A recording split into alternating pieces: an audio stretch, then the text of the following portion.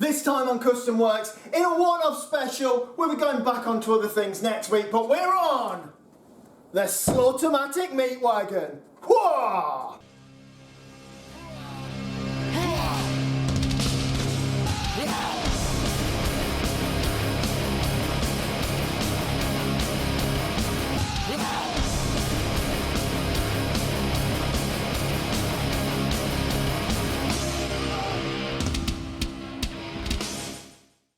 Before we look at the Meat Wagon, let's get an update on the A40, which, as you know, if you've been watching through, the car is a nightmare.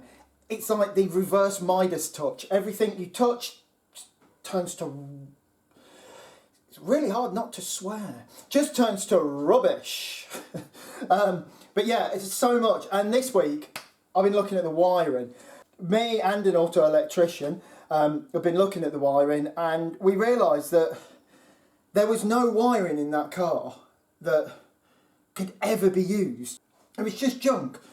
Things that had melted, things that were wired wrong, things that were just really dangerous. And I've never hooked the battery up to this, and I'm so pleased I didn't, because like on the ignition switch, we got continuity for a positive on all three terminals. So something was short in there right from the start. So thank God I never powered it up. And now let's just have a little look through some of the horrors that were in there.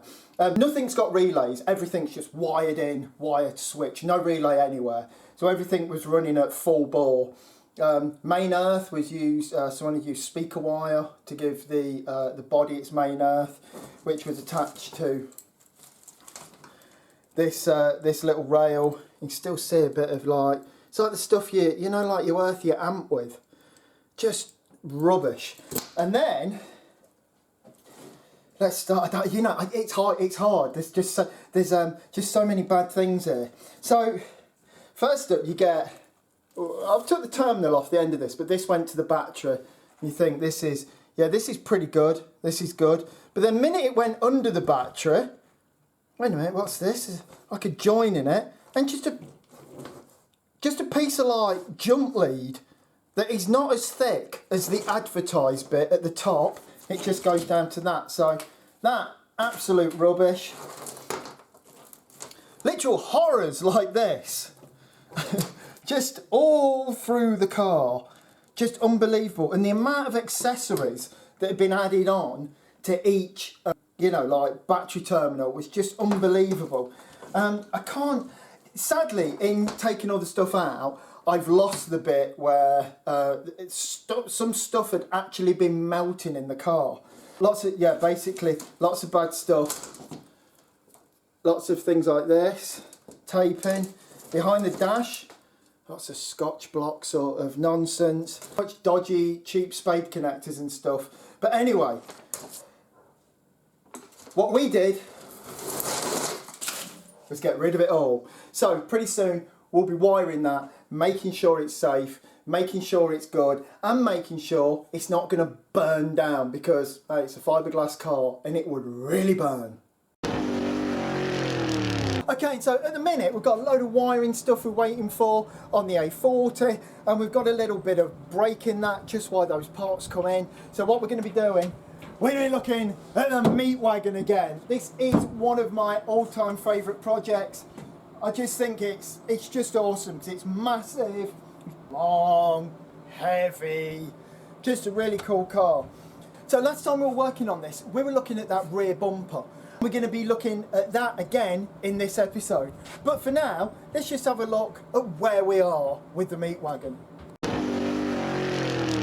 Okay then, so on this side, you probably can't tell much on the film, but I've done a lot. I've pretty much got all this side in line and filled, and there's still some more work. This door works, latches, locks. It's got hinges, which are covered in filler at the minute. But we'll get around all of those problems. But yeah, it is looking pretty cool. We've got this swage line that runs the length of the vehicle and up to there. Obviously, you know, this is going to be painted in like a patina sort of paint job. So it's going to look pretty cool. And also, don't forget, it's going to have this huge roof on it, so you can stand inside it, along the lines of like an Airstream caravan design. But as you can see, the workshop isn't quite tall enough, but we have got a big gazebo that we can build all that in. But that's all for another day. Let's carry on looking around. So what I've done on the grill since we last saw it, I've smoothed out all this bottom, and all of this bumper, the dagmars, all of this are going to be in like a fake chrome, and then it's got a big tooth grill that fits in there. Also, something you can see, I've got this fuel cell that's holding diesel because we could not get this vehicle to start. We had a lot of trouble and we couldn't get any fuel through. And we've replumbed the system, bled it all up, and it starts, and I mean, everything works great now. Although we have still got the diesel tank just behind the grill, so we're probably going to have to work on that. Looking at the Meat Wagon from the back, like, this thing is pretty damn cool from the back. You know, because it ain't got to have back doors or anything like that. It's looking pretty cool, and even though it's very big, it does sit really low. So it's got bags at the back, so it will sit lower than that when it's actually done. You can see here, you can see, you know, the lovely line down the side of it.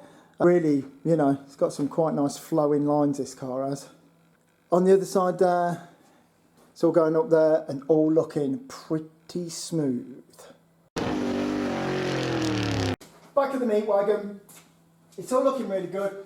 You've got to use a lot of imagination here, as always, with a lot of things I build. This is going to be like a big dome on the back just here, and that will be the end of what is like a, you know, sort of Zeppelin style roof that's going to go onto this, so you can stand inside it. That'll all be fitted to sort of a big ring that attaches to this bit, so it's in two parts. I can put it all together in a big gazebo outside, then break it down in half, bodywork it, paint it all in here, drop it back together, and it's ready to go. This back, particularly pleased with, it needs a little bit of alignment. It's not quite straight enough yet for the finished article, but I'll be working on that. And if you remember, as I said before, ages ago, we were making this rear bumper. Now, as you can see, the rear bumper is just made of foam, but it's been there for some time. So this foam's had a really good chance to go off. It's cured all the way through. So what we can do now, we can get the grinder, get the DA, and we can shape this into the chrome bumper of our dreams. And don't forget, some really fancy bits with this bumper. It's going to actually be hinged at the two front corners so that the whole bumper is pivoted.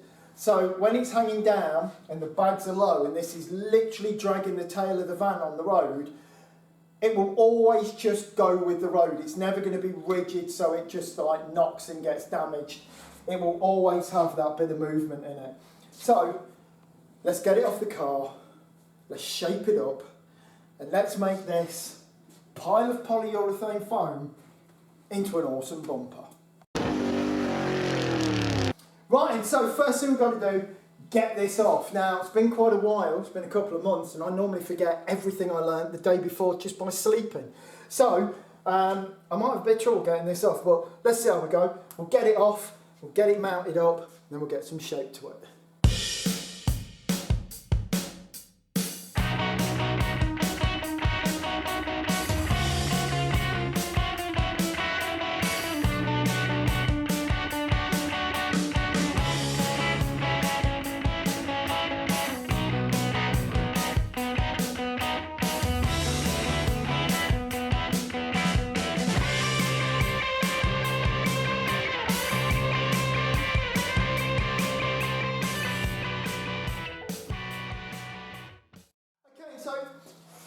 It's off, and it's held its shape really well. If you remember, we put like a layer of dye bond, layer of fiberglass, another layer of dye bond, another layer of fiberglass, just so that this would hold its shape, and it really has. And another thing, check this out.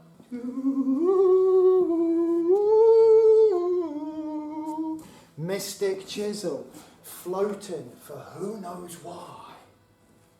The magic is gone.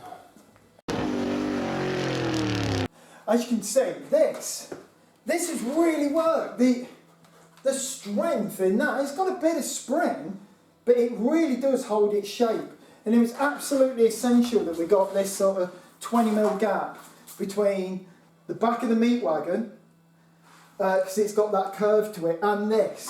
And by packing it off on those bits of 18mm ply, then forming this round with that, all that fiberglass. And I think as well, I think I'm right, yeah. We also put this piece of timber on that goes in like that plane to it, and then fiberglass that in. So it's actually like a T shape. I doubt whether the foam actually adds much strength, maybe a little bit. But yeah, that's really worked well, and I'm so pleased it is holding its shape. Okay then, so first off with this, we're going to have to clean all these screws off because they're all really sharp, really gnarly, and my God, there's a lot of them. This is all from where we use screws to pull all the pieces of die bond to laminate together to make this super strong sort of die bond and fiberglass curve.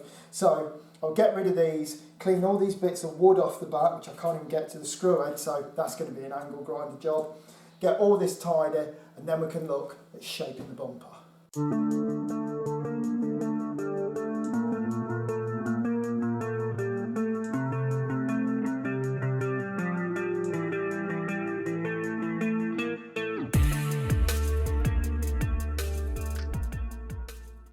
Okay then, so what we're going to do now, I've got all of those screws off, it's all nice and smooth on the back.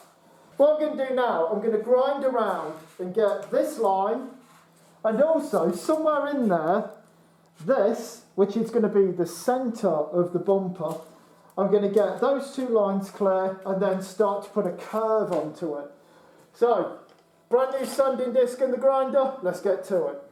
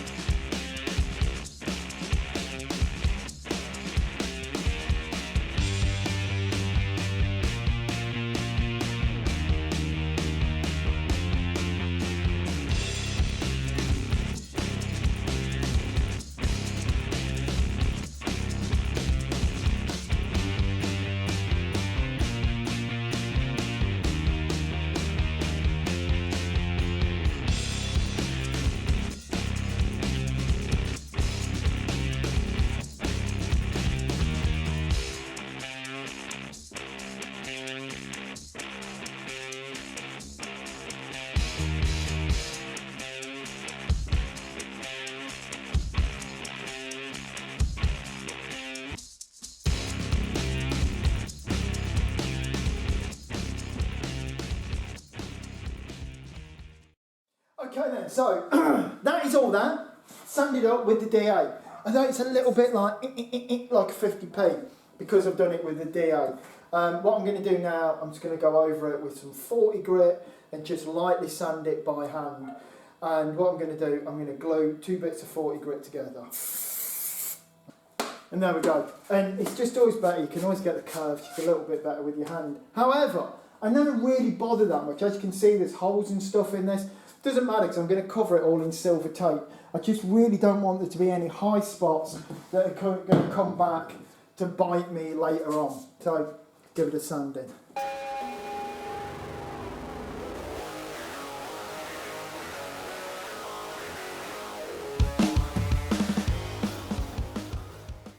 Okay then, so we have the desired shape. Don't forget, this thing you're using, builder's foam in shaping it, you make a whole car like that if you want, or say you need a new wing or you're missing a door on a classic car that you just can't find, you could always make one in foam and fiberglass, and then your car's complete again and back on the road.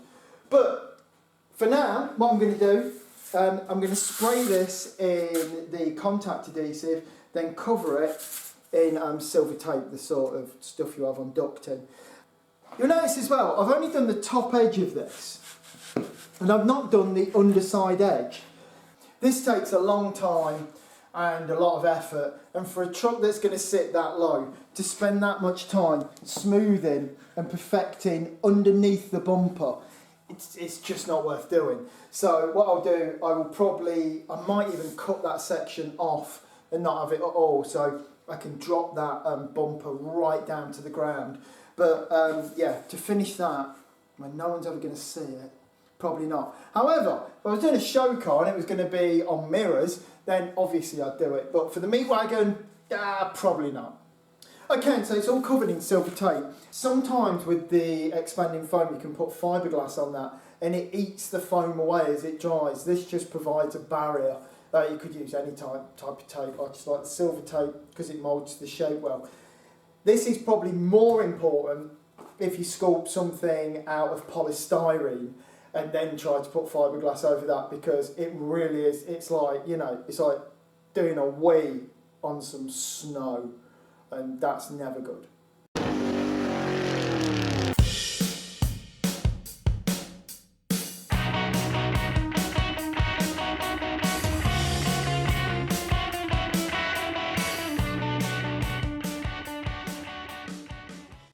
Just in case you've not seen this before, because this does happen quite a lot, what I'm going to do, I'm going to glue with some contact spray adhesive.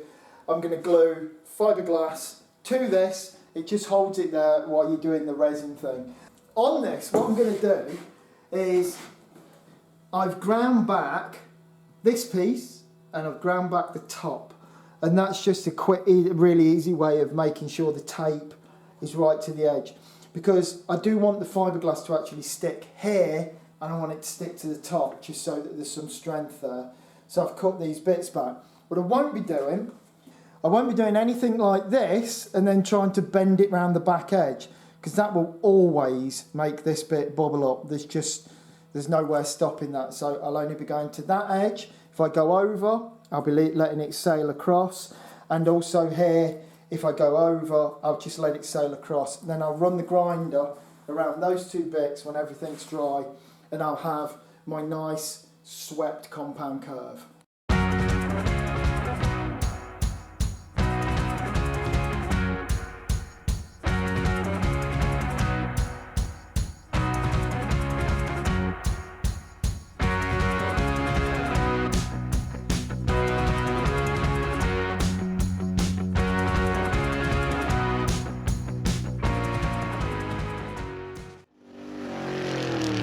Right, and so here we are, we've got all that fiberglass on, rock solid now. Now the next thing we'll do on this is trim back these, and I cannot tell you how sharp these edges are. This thing's like quite heavy now, and oh my God, it's like razors. So we'll grind all that back, and then this will be filled and sanded, and then one day it's going to be chrome.